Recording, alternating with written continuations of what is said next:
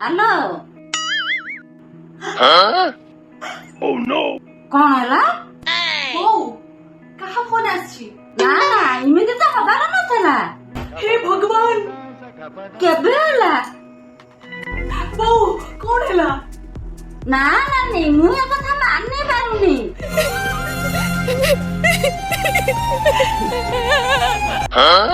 ବୋଉ କଣ ହେଲା? ନାନୀ ମୋର ଜମା ବିଶ୍ୱାସ ହଉନି। ମୁଁ କାଲି ଯାଇଥିଲି ଯେ ଚାଲୁଥିଲା। ମାଉସୀ ଦେହ କଣ ଥିଲା? ହସ୍ପିଟାଲରେ ଥିଲେ ସେ। ବୋଉ କଣ ହେଲା? ଆଉ ଛାଡେ ମନ ଖରାପ କଲେ ଆଉ କଣ ହବ? ଯାହା ଠାକୁରଙ୍କର ଇଚ୍ଛା ଥିଲା। ବୋଉ କଣ ହେଲା? ବୋଉ କଣ ହେଲା? ଆଲୋ ତ ମାଉସୀ ଫୋନ କରିଥିଲା। ତା ପଙ୍ଖା ସକାଳୁ ଖରାପ ହେଇଯାଇଛି।